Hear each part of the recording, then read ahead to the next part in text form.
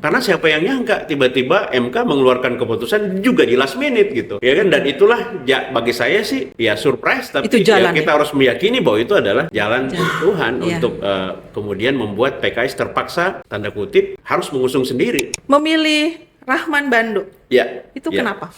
Wah, beliau itu main target saya memang. Oh. Jadi memang sejak awal mungkin beliau adalah kandidat yang paling awal saya temui. Karena gini, saya merasa Kota Makassar ini masih sangat membutuhkan sosok birokrat. Setiap kali ketemu, kami bicara berpasangan itu justru di last minute. Jadi pada saat MK keluar, saya WA ke beliau. Pak Rahman, enggak, beliau yang WA saya.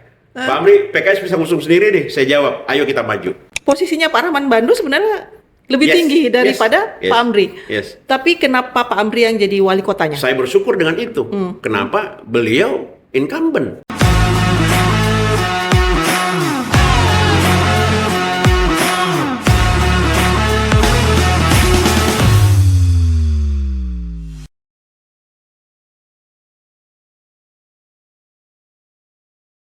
Sahabat UKI, saya Anita Amir. Kita berjumpa lagi dalam podcast Catatan Jurnalis Sukriansah. Kali ini kita kedatangan tamu istimewa. Beliau bakal calon wali kota Makassar 2024-2029. Kita sapa tamu kita, Bapak Haji Muhammad Amri, Arsyid, Sarjana Pertanian. Yes. Ya, Assalamualaikum warahmatullahi wabarakatuh, Pak. Waalaikumsalam, Mbak Anita. Ya, terima kasih sudah hadir di Catatan Jurnalis Sukriansah di tengah kesibukan Anda tentu menghadapi rencana pilkada ya Pak ya. Yeah. Sebelum nanti kita banyak bercerita tentang bagaimana persiapan Anda dalam menghadapi kontestasi nanti, kita pengen tahu ini, kita mau bagi sharing ke sahabat UKI, bagaimana masa kecil Anda lewati, Anda lahir di mana, besar di mana, lalu sampai di level sekarang kegiatan sebagai ketua DPW PKS Sulsel. Ya, dan apa aja silakan Pak. Oke, terima kasih Nita. Jadi saya lahir di Kota Makassar, ya 51 tahun yang lalu lah kurang lebih. Dan memang saya lahir di tengah suasana Kota Makassar yang jauh berbeda dibandingkan sekarang. Kalau dulu yang paling signifikan saya rasakan itu ya kita betul-betul masih bisa duduk di pinggiran Pantai Losari sambil berenang, nyebur. Iya betul. Dulu saya sama orang tua saya ya masih menjadikan Pantai Losari itu sebagai salah satu tempat favorit untuk wisata, rekreasi, betul ya di hari Minggu gitu ya, sambil ya kita duduk ngobrol, habis itu nyebur bareng gitu. Tapi sekarang rasanya gimana ya? Indah betul itu ya Pak. Tahun berapa itu? Itu tahun ya bisa dibilang 80-an lah. Ya waktu itu ya. Karena saya lahir kira-kira tahun 73 ya. Dan waktu saya SD ya sampai SMP pun juga masih menikmati itu gitu. Dan itu tempat yang paling enak untuk juga hangout sama teman-teman SMA waktu dan itu. Free ya Pak. Free banget gitu. Jadi kita pun juga malam Minggu itu masih bisa itu kita betul-betul jadikan Pantai Losari sebagai tempat nongkrong, ngobrol, tempat gaul, karena semuanya terasa nyaman aja gitu. Nah saya memang dibesarkan di Kota Makassar sampai usia SMA. Jadi tamat SMA baru saya meninggalkan Kota Makassar karena waktu itu melanjutkan pendidikan di Kota Bogor di Institut Pertanian Bogor ya tahun 92, dan sejak itu saya bisa dikatakan hampir tidak pernah kembali lagi ke Kota Makassar sampai tahun 2016. Jadi banyak sekali teman-teman kecil saya itu yang kemudian lama tidak ketemu ya. Sampai 2016 saya kembali karena bergabung dengan Kala Group waktu itu dan terpilih menjadi ketua PKS Sulsel di tahun 2019-2020. Saat itu sudah ketua ya DPW? Langsung ya, sebenarnya saya kembali tahun 2016 itu menjabat sebagai wakil ketua. Cuman banyak yang nggak terlalu kenal saya. Kenapa? Karena saya memang menghabiskan pasca kuliah itu masa kerja saya itu pasca kuliah itu di profesional. Jadi saya melewati beberapa perusahaan. Saya menjabat di beberapa perusahaan asing ya sebelum kemudian fokus di politik Jadi terakhir saya bergabung dengan Kala Group ya tahun 2020. Iya. Kemudian diangkat menjadi ketua DPW, saya pamit waktu itu ya. Kemudian fokus di politik. Ya sejak itu saya tidak lagi sebagai profesional, tapi lebih banyak Politisi. membangun usaha sendiri dan politisi. Gitu. Oke. Ya, Memilih jalur politisi? nah itu pertanyaan yang sering ditanyakan ke saya. Iya. Sebenarnya jalur politik ini bagi saya bukan jalur yang serta-merta ya, kemudian tiba-tiba gitu. Enggak. Sejak saya selesai kuliah pun juga sebenarnya saya sudah terjun di dunia politik. Ya sebagaimana juga sebagian teman-teman barangkali.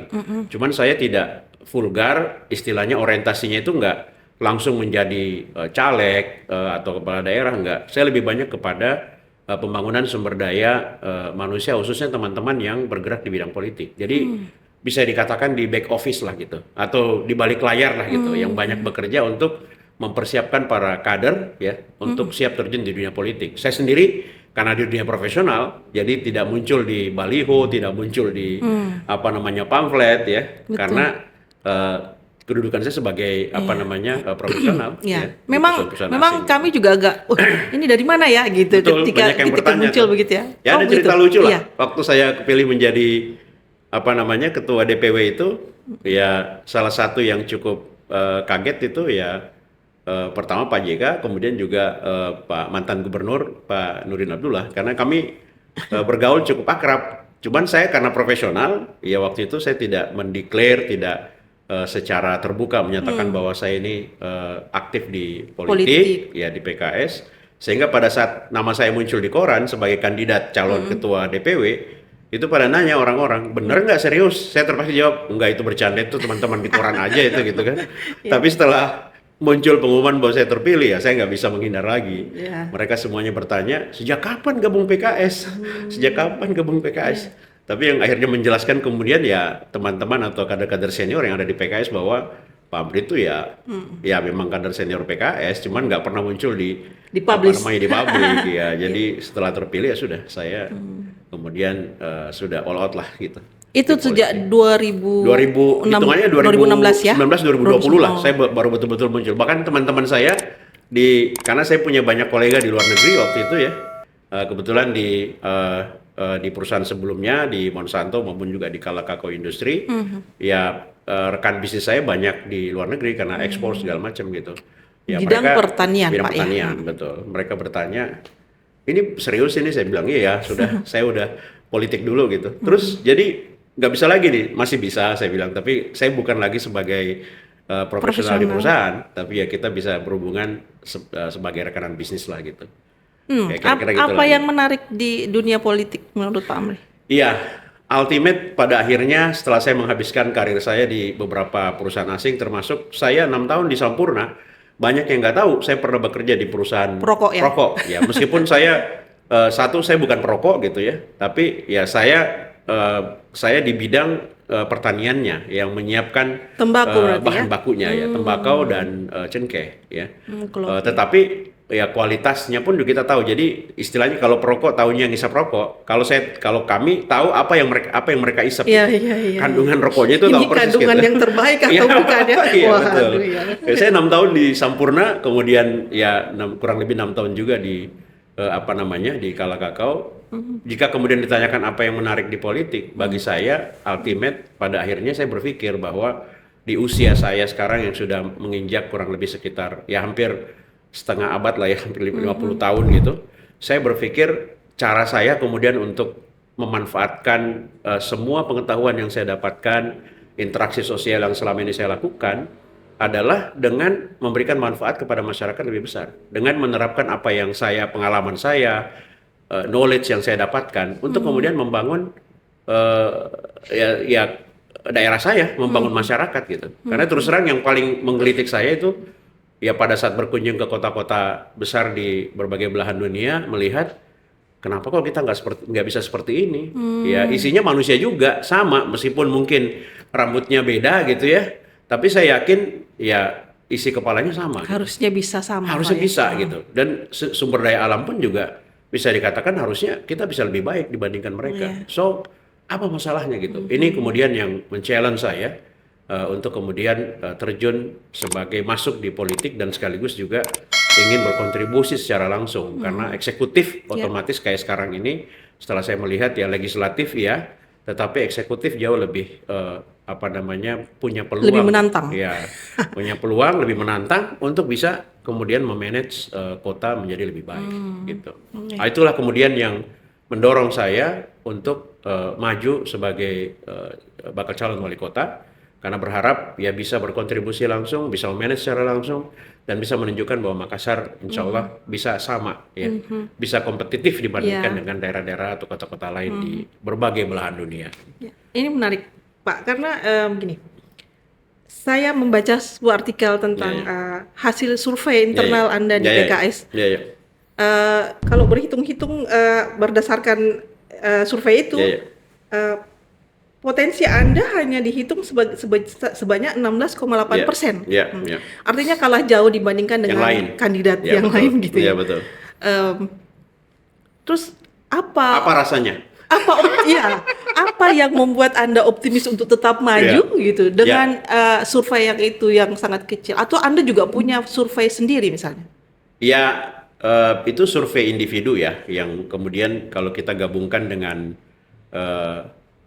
pertama gini, saya tidak sepenuhnya meletakkan kalkulasi pemenangan itu pada hasil survei, karena dari pengalaman kami juga di PKS di beberapa tempat ya, contoh Jawa Barat ya, Ahmad Heriawan itu starting point-nya tidak lebih dari 1% pada saat survei awal, bahkan 0, ya termasuk juga Pak di Pilgub, termasuk juga Pak Ahmad Saihu pertama kali maju itu di Bekasi waktu itu surveinya nggak sampai 5%, sangat kecil. Wah, menarik. Dan saya meyakini bahwa justru ya satu kesyukuran saya adalah karena kita diposisikan pada posisi itu, sehingga kita tahu apa yang harus kita perjuangkan dan ruang kita untuk berjuang itu terbuka lebar gitu. Dibandingkan dengan ya mohon maaf kalau misalnya survei saya itu popularitas misalnya udah mentok di 90%, kemudian orang semua sudah kenal kita nih. Terus kemudian elektabilitas hanya mencapai belasan persen. Ini something is going wrong nih. Berarti kan orang kenal kita semua, tapi nggak mau milih kita gitu. Sementara kalau saya melihat hasil survei itu, popularitas kita baru di angka 40%. Berarti kan kita punya ruang untuk memperkenalkan diri kita, membiarkan masyarakat Makassar mengenal kita lebih jauh. Dan insya Allah, ya dengan track record, dengan program yang baik, mudah-mudahan angka popularitas yang diangkat ini inline dengan angka elektabilitas. Jadi justru saya meletakkan bersama teman-teman saya di tim itu mengharapkan starting point kita itu paling tinggi di 10% sebenarnya. Dengan begitu kita punya ruang untuk melakukan booster, untuk melakukan lebih bebas bergerak, lebih bebas bergerak gitu. Karena kan kita punya ruang besar sekali untuk mau ngapa-ngapain gitu.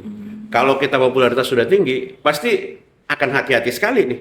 Kita salah gerak, orang langsung mengidentifikasi kita, akan sulit untuk. Begitu ya kalau kita menilai tentang survei. Paling tidak itu pandangan politik ya, dan juga secara statistik seperti itu. Jadi popularitas yang istilahnya belum mentok ya, bahasanya seperti itu, sangat berpeluang untuk mengangkat elektabilitas dan sangat tergantung dari bagaimana kita memanage program pemenangan. Ya, kan Pak Amri ini kayaknya the last minute ketika pengumuman MK itu ya, 7 hari sebelum pendaftaran baru kemudian mengumumkan untuk maju. Nah, apakah sebelumnya memang sudah ada persiapan jauh hari sebelumnya ketika sebelum ada MK? Karena kan sebelumnya 20% ya betul. Dan itu sepertinya agak riskan. Bagaimana apakah sudah ada persiapan? Sejak awal sebenarnya kita sudah jadi sebelum MK keluar, saya pribadi sudah melakukan sosialisasi. Ya, saya akui bahwa this is the first time for me untuk kemudian eksis di Makassar. Karena selama saya menjadi ketua DPW, saya tidak memfokuskan diri saya di dapil 1 lah istilahnya. Saya banyak bekerja di dapil 3. Kenapa? Karena waktu itu saya ingin mengisi kekosongan di dapil 3 di daerah Luwu ya. Di daerah Luwu betul. Karena ya disitulah daerah yang paling minim istilahnya elektabilitas PKS itu paling kecil. Jadi orang banyak yang mengkritisi saya, kenapa ketua PKS kok malah milih tempat yang jauh, remote, kemudian daerah susahnya PKS. Karena saya menilai di Dapil 2 itu sudah ada kader-kader kita yang baik, Dapil 1 pun juga sudah ya full kader-kader yang baik, dan alhamdulillah terbukti ya masing-masing mewakili. Nah, Dapil 3 menjadi PR saya. Kalau saya masuk lagi Dapil 1, ya tanda kutip garamin laut. Jadi kayak ngapain saya masuk ke situ lagi? Sudah banyak garamnya. Tatanan sudah banyak yang bagus. Dan itu bukan bagi saya tidak bijak sebagai ketua, sebagai pimpinan. Saya harus ngambil responsibility di daerah yang sulit. Bahkan sampai sekarang pun masih sulit ya, karena kita nggak mendapatkan apa-apa akhirnya di pusat di Dapil 3. Saya nggak berhasil lolos, tapi alhamdulillah saya bersyukur karena kita masih bisa mempertahankan eksistensi. Ya meskipun presentasi naik tapi kursinya nggak dapat. Tapi paling tidak kita mempertahankan eksistensi pengenalan PKS di daerah tersebut. Nggak betul-betul hilang gitu. Orang masih ada PKS gitu kan. Ini jadi PR ke depan. Nah, saya masuk ke Makassar itu betul-betul, makanya saya bilang this is the first time untuk masuk ke Kota Makassar. Dapil 1. Dapil 1 di Kota Makassar. Saya sebelumnya nggak pernah masuk ke sini, baik itu di calegnya maupun sosialisasi juga, karena teman-teman banyak di sini, saya nggak banyak menyentuh di sini. Jadi itu tantangan tersendiri buat saya. Jadi sebelumnya sudah sosialisasi, malah cukup gencar. Kalau dikatakan anak kandung dari MK, ya, saya ingin mengatakan ada benernya, ya, karena yang sebelumnya kan 20%. Kita sudah berusaha untuk membangun koalisi, tapi memang membangun koalisi di Kota Makassar kan tidak mudah juga. Tapi ya itulah, saya bilang itu takdirnya Tuhan gitu. Karena siapa yang nyangka tiba-tiba MK mengeluarkan keputusan juga di last minute gitu. Ya kan, dan itulah bagi saya sih ya surprise, tapi ya kita harus meyakini bahwa itu adalah jalan Tuhan untuk kemudian membuat PKS terpaksa tanda kutip harus mengusung sendiri, ya alone, ya stand alone, mengusung kandidatnya sendiri. Yang lain kan punya koalisi, kami enggak. Sendiri ya? Sendiri, betul-betul sendiri. Tadinya kan hampir bersama Demokrat ya, tapi itu drama juga itu. Tapi itu bagian dari skenario Tuhan juga menurut saya. Kalau saya bersama Demokrat, berarti kan skenario ini nggak berjalan nih. Berarti ini kan skenario yang diinginkan Tuhan, bahwa PKS harus sendiri. Kamu buktikan deh bahwa PKS betul-betul partai yang militan, dan insya Allah bisa memenangkan kadernya meskipun ngusung sendiri. Gitu. Luar biasa. Terus kemudian Pak memilih Rahman Bando. Itu kenapa? Wah, beliau itu main target saya memang. Jadi memang sejak awal ya, mungkin beliau adalah kandidat yang paling awal saya temui. Karena gini, saya merasa Kota Makassar ini masih sangat membutuhkan sosok birokrat. Kenapa? Kita sangat butuh sekali meningkatkan good governance di Makassar. Banyak masalah di Makassar ini yang diakibatkan karena, ya mohon maaf, kinerja dari aparatur pemerintah yang belum optimal. Kita butuh orang yang paham ya seluk-beluk tata kota, seluk-beluk pemerintahan kota. Dan beliau adalah salah satu dari sekian banyak birokrat yang pernah menjabat di banyak dinas, instansi. Dan pengalaman beliau juga ya sebagai birokrat itu bukan kaleng-kaleng, luar biasa. Jadi memang sejak awal beliau ini adalah orang yang ingin sekali saya ajak untuk bergandengan tangan. Ya? Iya. Meskipun memang betul-betul apa istilahnya ya, jalan Tuhan jadi nggak mudah gitu, dibuat nggak mudah, tapi dengan cara nggak mudah itulah kami menjadi intens berkomunikasi. Kami bertemu beberapa kali, tukar pikiran. Jadi ketemu sama beliau itu bukan ngomongin gimana nih Pak 01 enggak. Saya lebih banyak diskusi gimana sih Pak Makassar, gimana sih. Beliau banyak menjelaskan bagaimana visi ke depan, sehingga saya tertarik dengan itu. Setiap kali ketemu, kami bicara berpasangan itu justru di last minute. Jadi pada saat MK keluar, saya WA ke beliau. Pak Rahman. Enggak, beliau yang WA saya. Pak Amri, PKS bisa ngusung sendiri nih. Saya jawab, ayo kita maju. Saya jawab gitu aja. Saya pun nggak membicarakan positioning waktu itu. Saya cuma bilang ke beliau, ayo kita maju Pak gitu. Karena ya nggak ada lagi diskusi selain itu. Karena kami sudah, yang kedua, kombinasi politisi dan birokrat. Bagi saya, this is perfect combination.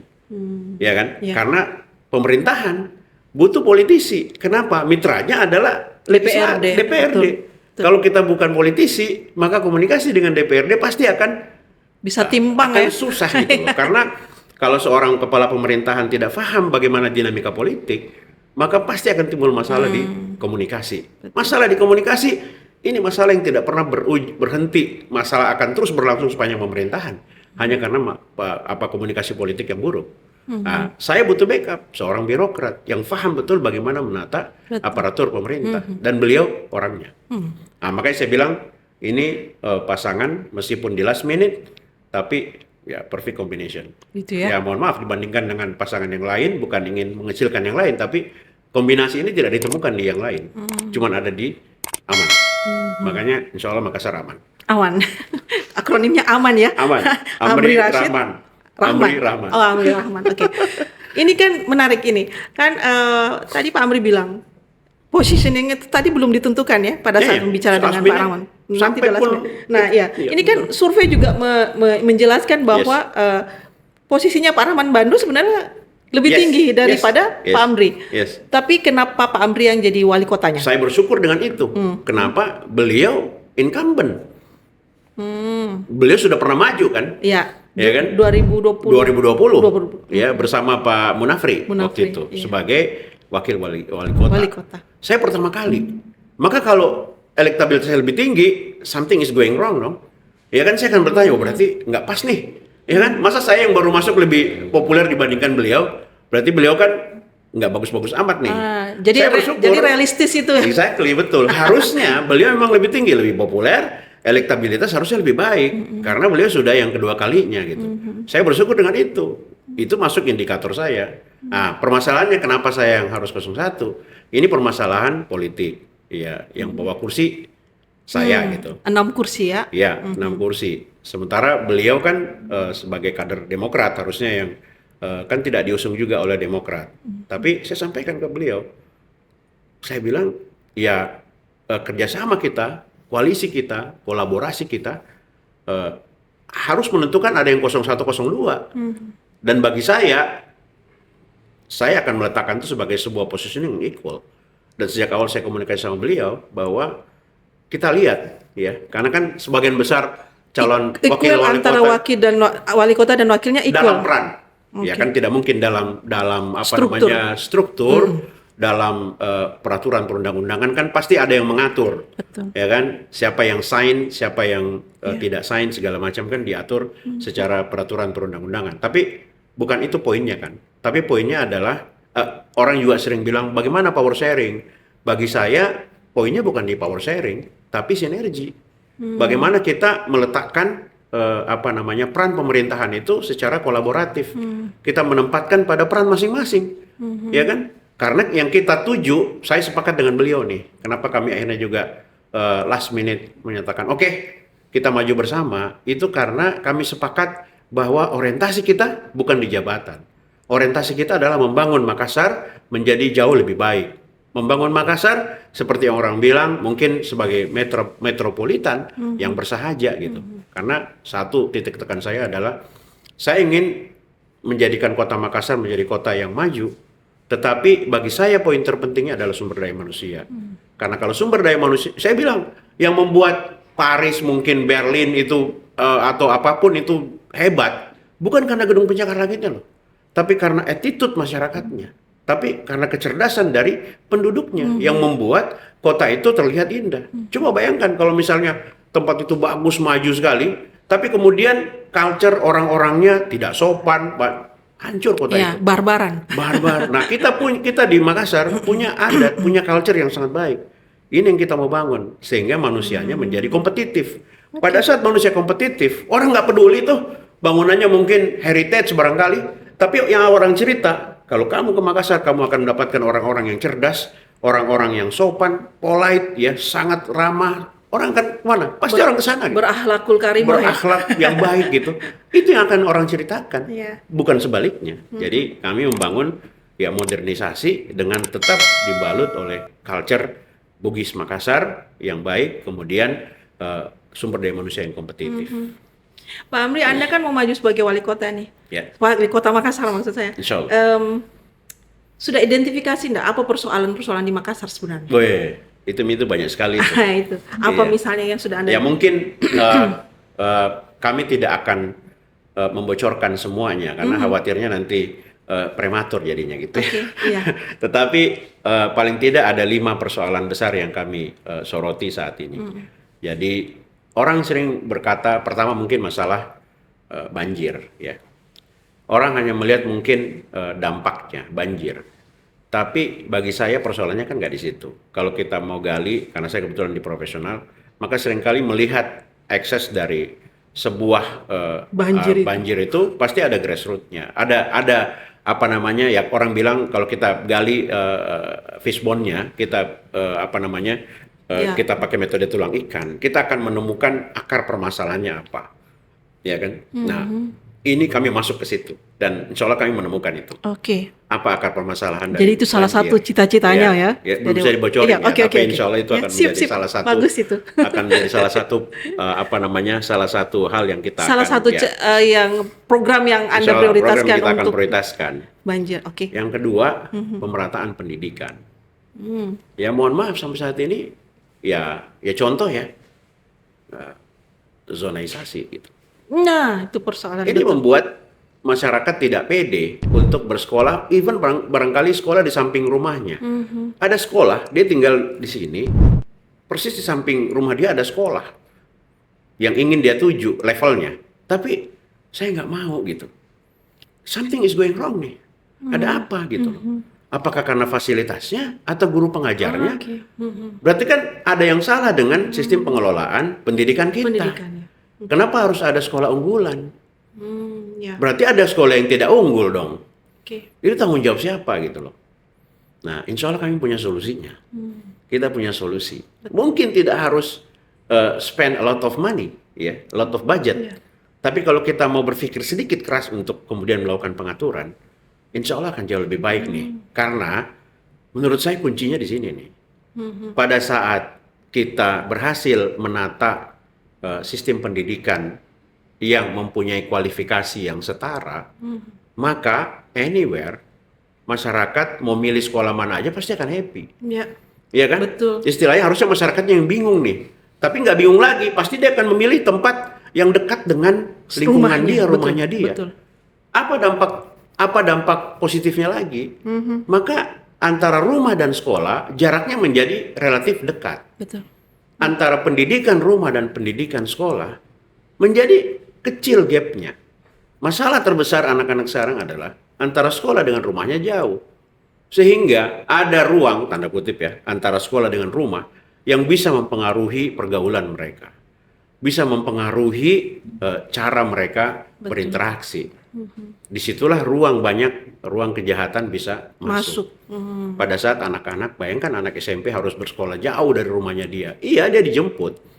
Tapi nggak selamanya kan, mungkin ada waktu di mana, saya main dulu jauh rumah dan seterusnya lah. Gitu. Nah ini yang kita coba cari, kita akan siapkan solusinya insya Allah. Dan kita sudah nemu, ya, kita akan bocorkan nanti kalau didengar lagi sama nanti. Mantap ini.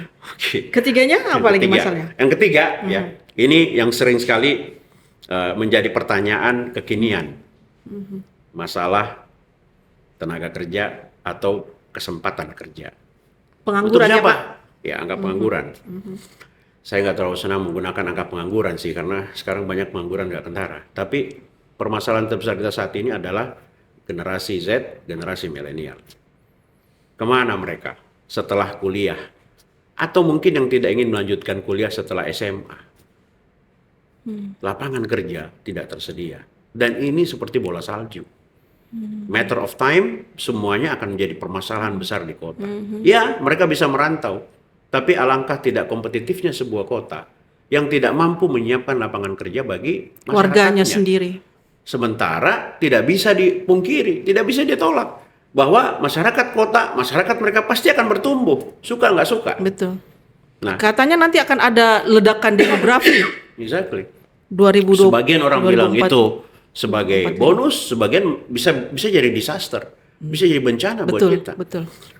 Apakah kita sampai sekarang tidak berpikir kemudian untuk mencari solusi itu? Kalau kita keluar negeri sedikit saja, ya. Sekarang batas-batas teritorial negara itu sebenarnya sudah nggak ada. Tapi siapa yang bisa menyambungkan itu? Ya pemerintah. Dan insya Allah aman punya solusi yang baik nanti. Kenapa dibilang tidak ada lagi batas negara? Bayangkan sekarang orang keluar negeri sekarang sudah nggak, saya sekarang keluar negeri nggak perlu bawa duit, ya kan? Cuman bawa kartu aja.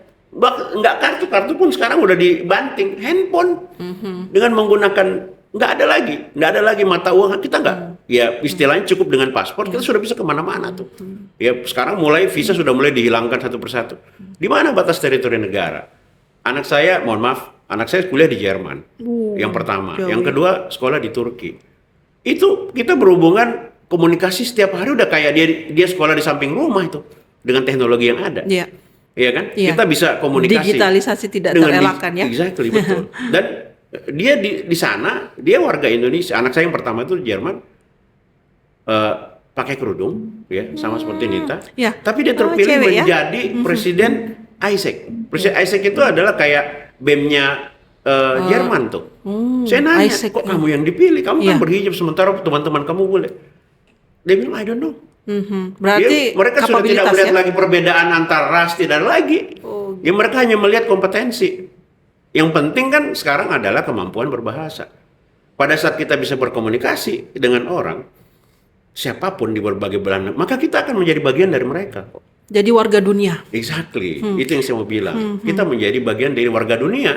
Artinya opportunity itu bukan lagi hanya ada di kota kita, tapi kembali masyarakat kita sebagian besar ada di sini. Pertanyaan besarnya adalah kompetitifkah mereka untuk bisa diterima di Malaysia, terima di Jakarta lah, nggak usah jauh-jauh. Sekarang masyarakat Indonesia Timur masih termarginalkan, masih berpikir orang untuk merekrut orang Indonesia Timur dianggap kualitasnya masih belum sebagus orang-orang di Indonesia Barat. Ekonomi menjadi tantangan kita, sehingga memang kalau sekarang yang paling mudah bagi anak-anak itu kan ekonomi kreatif. Kenapa? Pasarnya pun udah kebuka saat ini. Jadi orang tidak lagi hanya berpikir perdagangan komoditi saat ini. Bahkan perdagangan jasa dan ide kreatif pun juga sudah menjadi komoditas yang luar biasa. Nah, ini yang harus kita bangkitkan di anak-anak kita. Dan sekolah harus bisa mengakomodir itu. Sayangnya kalau sekolah kurikulumnya belum bisa membuka cakrawala itu. Anak-anak kita keluar ya dari kampus, dari SMA, dari SMP itu ya dengan kemampuan dasar yang sangat standar. Ya istilahnya masih hanya sebatas bisa ngapalin kali-kali, tambah-tambah, ya kan? Sekedar bisa membaca. Padahal saya melihat di luar negeri, anak saya di Jerman dan Turki. Jerman sama di Turki, yang kedua sekolahnya di Turki. Itu kalau kita tanya, kamu jurusan apa? Jurusan sangat spesifik. Udah nggak lagi jurusan fisika, jurusan nggak gitu lagi gitu. Jadi sudah instrumen apa gitu ya. Sudah sangat terarah ininya ya. Sangat terarah. Bukan cuma itu. Mereka itu sebelum lulus kuliah sudah diberi kesempatan untuk kemudian merasakan bagaimana masuk ke dalam sebuah perusahaan. Sehingga wawasan mereka mengenai dunia kerja itu sudah terbangun sebelum mereka lulus. Sebelum mereka lulus dari kuliah, mereka sudah punya wawasan mengenai bagaimana dunia kerja. Saya nggak tahu. Ya anak-anak kita, zaman kita dulu. Jadi magang ya Pak ya, seperti ya? Bukan cuma magang ya. Mereka bekerja betulan? Betul-betul bekerja. Karena ya betul-betul mendapatkan salary, digaji. Jadi pertama mereka bisa merasakan how to be employee gitu kan. Yang kedua bagaimana merasakan mendapatkan income. Sehingga ada stimulan yang diberikan pada mereka bisa memilih, ini keren nih saya bisa bikin usaha sendiri atau menjadi bagian dari corporate itu sendiri gitu. Nah itu bagi saya kenapa nggak kita terapkan? Ya bisa menurut saya, karena kan yang menghalangi kita kan cuma peraturan. Ini kadang-kadang ya kita menghambat anak-anak kita untuk belajar lebih jauh hanya karena regulasi. Sayang kan? Sehingga menurut saya ya udah kalau gitu kita siapkan sistem pendidikan di Kota Makassar ini yang bisa, karena kuncinya satu, sumber daya manusia yang kompetitif itu aja. Pada saat sumber daya manusia kita, saya merasakan ya karena saya anak Makassar, kemudian yang bisa masuk ke perusahaan asing, bahkan saya bisa menjadi direktur di sebuah perusahaan asing. Yang saya rasakan adalah bahwa ya jangan karena saya anak Makassar sehingga tidak bisa memimpin di sebuah perusahaan multinasional. Dianggap anak daerah ya? Di orang-orang daerah. Underestimate. Teman-teman saya juga banyak yang lulusan dari sekolah-sekolah di Jawa yang lebih istilahnya secara fasilitas grade orang mengatakan lebih baik. Tapi alhamdulillah saya bisa berkompetisi. Nah, kuncinya adalah kompetitif. Bagaimana kita membuat anak-anak kita itu kompetitif? Caranya dengan memberikan bekal yang sesuai dengan dunia mereka saat ini. Kalau enggak, ya memang mereka akan seperti masuk di hutan belantara itu. Antah berantah, Pak, antah ya. berantah. Negara. Keluar dari kampus, ya bingung mau kemana, apa segala macam. Dan itu cara untuk menciptakan lapangan kerja, Pak, ya? Yes, dengan begitu mereka lebih mudah untuk menciptakan lapangan sendiri atau bergabung di perusahaan-perusahaan yang besar karena dianggap ya kompetitif tadi. Ya, punya kapabilitas dan kompetensi, punya kompetensi yang itu cukup. tadi 4 ya, Pak? 4, saya mau simpan yang lain deh. Oke. Iya. Saya kira tadi diundang sampai lagi, sampein lagi. Oke, Ya sebenarnya ada 20, cuman yang saya dorong sekarang ini ada 5 poin. Iya, itu kalau saya sebutin semua nanti nggak diundang lagi saya supaya nanti. Enggak, insya Allah diundang lagi. Supaya ini menjadi ingatan bagi sahabat UKI bahwa ini ada calon wali kota kita di 2024 yang akan menawarkan program-program yang saya kasih spill satu deh. Ya. Jadi satu impian saya adalah sebenarnya ingin membangun kota Makassar yang modern, tetapi asri. Jadi satu, saya bilang ya ini agak bocor tapi ya nggak apa-apa lah gitu. Saya itu membayangkan di kota Makassar ada hutan kota. Saya pengen ada hutan di tengah kota. Karena saya dari pertanian, saya membayangkan ada hutan di tengah kota, nggak perlu luas, mungkin cuma 1 hektar. Yang saya lihat sekarang kan banyak hutan beton di mana-mana. Kenapa nggak hutan betulan di mana orang bisa bersosialisasi di situ sambil menghirup oksigen? Ya, jadi melting point. Exactly. Tempat ini. Pak, tunggu dulu. Ini yang taman-taman yang sekarang belum cukup ya untuk dianggap sebagai hutan? Saya nanya, sekarang siapa yang duduk di taman sekarang? Kenapa? Karena nggak nyaman. Why not kita bikin hutan, betul-betul ada kanopi di atas kita. Sekarang kita duduk kan paling kanan kiri doang, ada bunga-bunga, kepanasan. Tapi kalau hutan, ada kanopi di atas kita, bukan cuma itu, full of oksigen. Dan jangan lagi, udahlah hutannya cantik, bagus, kita bisa bersosialisasi. Betul. Masuk pedagang-pedagang, bukan saya nggak mendukung ya. Kadang-kadang itulah yang menjadi sumber masalah gitu. Kita pengen ngobrol, ada pedagang masuk ke situ, jadinya makan lagi gitu. Kita kehilangan ruang publik ya, exactly. Pak. Untuk ruang publik banyak, tapi tidak menyediakan kenyamanan. Dan dia satu paket dengan pedestrian. Bagi saya pejalan kaki, kita dorong orang untuk berolahraga, tapi nggak ada pedestrian. Betul, itu salah. Kita bangun tempat pejalan kaki dipakai untuk pedagang kaki 5. Betul. Kita mau jalan menikmati kota nggak bisa, yang ada bahaya. Karena nggak ada pedestrian yang layak buat pejalan kaki.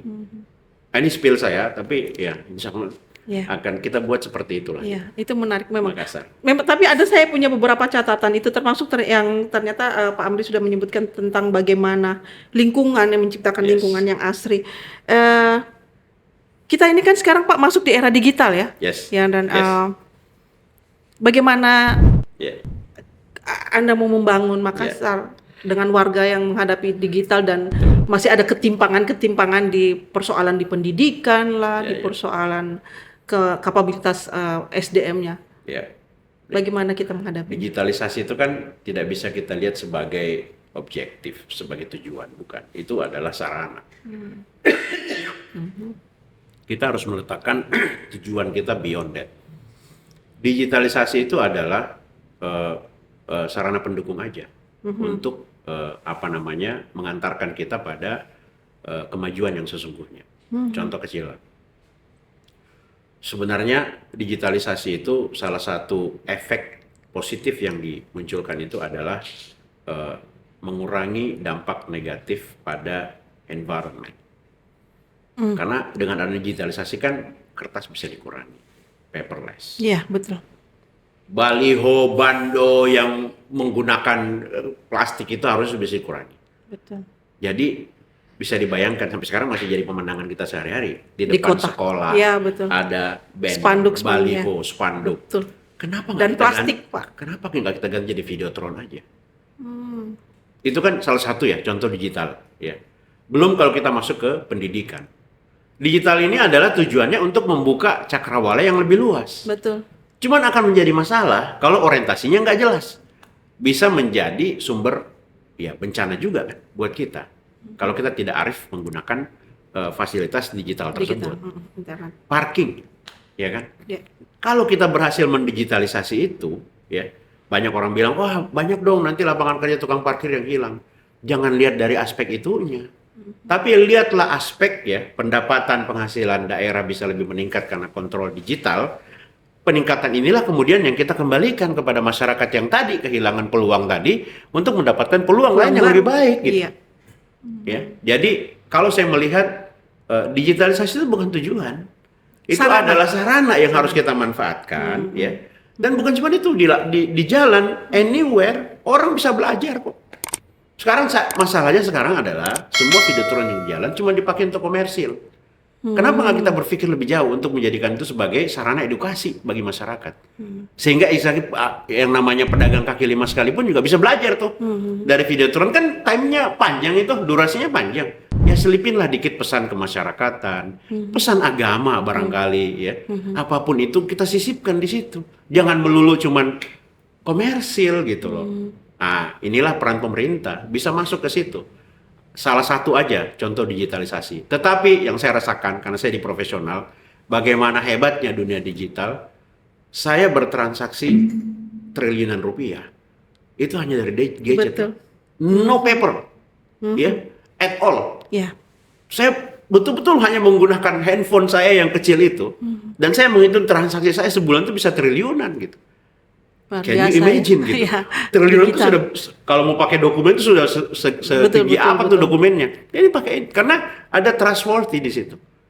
Digital ini orang percaya bahwa ya dasarnya adalah kepercayaan, trust. Pada saat kita mencederai itu, maka kemudian nggak mungkin kita bisa bertransaksi secara global. Dan itu, ya saya bisa jualan ke Rusia, saya bisa jualan ke Amerika, hanya modal gadget. Dan tidak banyak, kami hanya 3 dokumen dikirim selesai.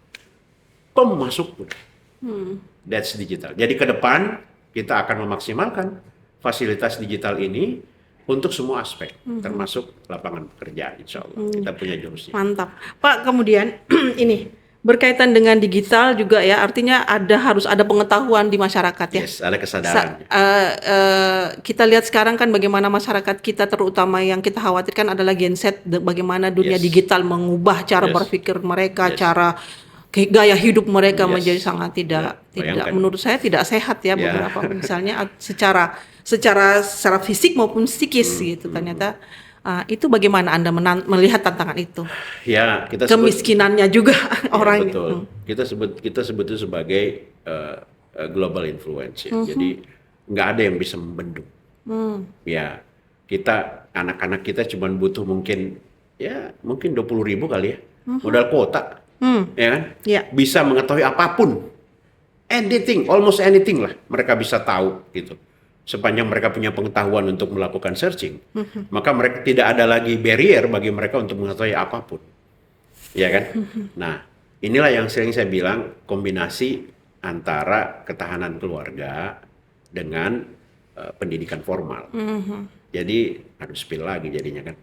Salah satu yang kami dorong itu adalah memang memperkuat ketahanan keluarga, dan kunci ketahanan keluarga bagi kami adalah ibu rumah tangga. Ayah adalah sosok pemimpin di rumah tangga, tapi kunci ketahanan keluarga yang paling kuat adalah seorang perempuan yang namanya ibu. Masalah kita sekarang adalah banyak ibu rumah tangga yang tidak punya kapabilitas untuk betul-betul menjadi benteng terakhir keluarga. Ini salah satu insya Allah menjadi program besar kami ya, bagaimana menjadikan keluarga itu menjadi benteng terakhir. Jadi apapun masalahnya, masalah digitalisasi, pengaruh negatif, narkoba, apa segala macam, maka sumbernya di keluarga. Maka ada program kami nanti akan kami rilis ya, insya Allah kalau kita terpilih menjadi wali kota dan wakil wali kota. Saya aminkan Pak. Amin. Insya Allah ini akan menjadi program unggulan kami untuk menjadikan keluarga sebagai benteng yang kokoh, karena bukan cuma untuk anak-anak kita, tapi juga untuk kemajuan ekonomi keluarga. Sebenarnya kuncinya di keluarga. Dan saya merasakan itu sendiri. Saya sepakat soal itu, Pak. Benar. Kan banyak ibu-ibu yang istilahnya merasa dirinya cuma bisa ngurusin rumah aja. Enggak. Sebenarnya mereka punya potensi besar. Menanamkan nilai-nilai pada anak itu. Betul. Nilai-nilai itulah kemudian yang memperkuat anak-anak bisa keluar rumah, memperkuat suami pada saat dia di luar. Pada saat kembali dia menemukan ternyata istrinya, ibunya itu menjadi sumber inspirasi, sumber motivasi, bahkan menjadi sumber untuk berkreasi, untuk menciptakan bisnis ke depannya. Kami sudah punya programnya, insya Allah. Saya menunggu. Mantap ini. Last question, Pak. Oke. Ini kan tadi ada banyak program yang sudah Anda spill, bocor dikit-dikit nih. Bagaimana Pak Amri bisa memastikan bahwa nanti pembangunan masyarakat bila Anda terpilih menjadi wali kota, Anda bisa pembangunan itu bersifat inklusif kepada seluruh masyarakat, karena kita tahu bahwa kita masih ada ketimpangan juga di dalam hal Gini rasio, betul. Pendapatan masyarakat betul. Itu masih ada. Nanti kita akan bahas di berikutnya nanti, Pak. Tapi kali ini saya mau tanya bagaimana Anda memastikan bahwa ini inklusif pembangunannya? Ya, salah satu mungkin dari banyak orang melihat saya orang PKS. Ya, banyak juga yang mengkritik saya dari aspek perbedaan agama apa segala macam. Ini pasti orang PKS ini bakal sangat Islamis aja nih gitu kan. Ya, insya Allah saya membuktikan di tim pemenangan saya ya paling tidak ada 10% bahkan kita akomodir sampai 30% teman-teman yang dari non Muslim yang akan bergabung dengan saya dalam tim pemenangan saya. Saya sampaikan bahwa insya Allah dari aspek itu kita udah selesai. Bagi saya yang namanya perbedaan apapun itu adalah sumber kekuatan, bukan kelemahan. Gitu. Bahkan rahmatan lil alamin. Bahkan tahun 2023 kan saya mendapatkan anugerah sebagai tokoh pluralis. Aneh ya seorang PKS mendapatkan tokoh pluralis. Tapi bagi saya itu biasa aja gitu. Karena memang sejak dulu memang saya mengusung spirit itu bahwa perbedaan apapun itu akan menjadi sumber kekuatan bagi kita. Nah, bagaimana pemerataan? Jadi kami berdua insya Allah sudah sepakat ya. Pertama, permasalahan terbesar kita adalah membangun tingkat kepercayaan diri aparatur pemerintah. Karena mereka yang punya tangan, mereka yang punya teritori, camat, lurah, segala macam. Kita kembalikan pada track yang benar. Untuk melihat semua aspek dan memprioritaskan aspek mana ya. Dan kita sudah tahu sebenarnya. Tapi kalau mereka terlibat secara aktif, bukan hanya menerima perintah, ya, bukan hanya sekedar menerima order, maka insya Allah saya yakin ya dengan kerja ya simbiosis mutualisme, kerja kolaboratif dengan kerja sinergi, melibatkan seluruh aparatur, saya yakin kita bisa membuktikan bahwa semuanya akan tersentuh dengan baik, ya, di semua kalangan, semua segmen akan kita sentuh. Yang kedua, kami percaya bahwa sistem seleksi pemilihan ya mulai dari RT, RW ya, lurah sampai ke atas insya Allah akan kita coba berbasis kompetensi. Kecuali misalnya RT, RW ya ataupun juga lurah ya.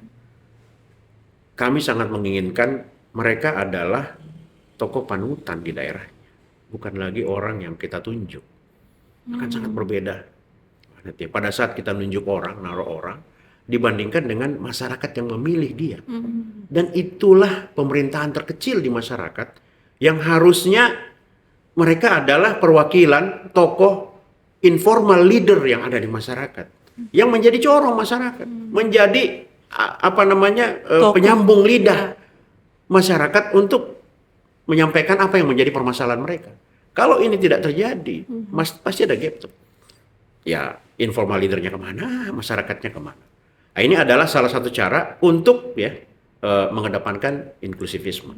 Dan pasti ya kami yakin ya dengan kita melibatkan seluruh aparatur yang saya mengatakan bahwa mereka orang-orang yang cerdas, ya kita libatkan mereka dalam berpikir, saya yakin pemerintahan kita akan lebih powerful.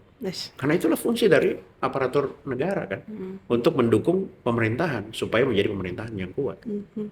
Nah, itu salah satu cara kami nanti ke depan. Mantap, ini ditunggu nanti.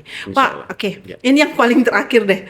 Ini apa yang Anda ingin sampaikan? Mungkin ada pesan-pesan yang ingin Anda sampaikan kepada masyarakat Makassar atau kepada tim Anda, silakan. Ya, saya mungkin pesan saya singkat ya.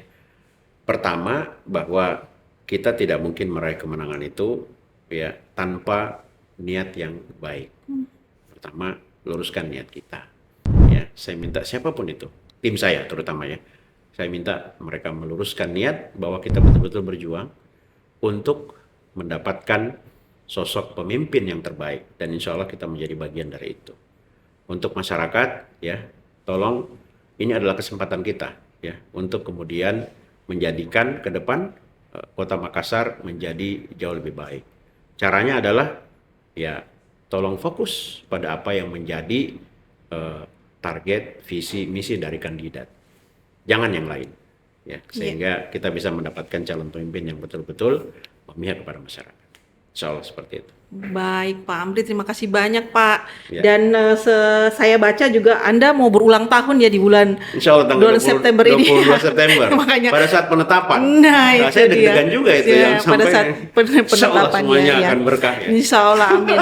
Jadi kami mengucapkan selamat ulang tahun sebelumnya ya Pak. Ya, terima kasih banyak waktunya sudah Terima hadir di kasih, sini. Bu Rita. Mudah-mudahan Terima kasih. ada banyak sekali manfaat yang bisa kita raih nanti oleh sahabat Uki. Saya juga Dan terima insya Allah kasih. nanti bertemu berikut di podcast berikutnya Pak ya. Insya Allah. Ya, makasih Pak. Terima Ya. kasih. Sahabat Uki, demikian tadi perbincangan saya dengan bakal calon kandidat Wali Kota Makassar tahun 2024-2029. Sampai bertemu lagi di podcast berikutnya. Assalamualaikum warahmatullahi wabarakatuh.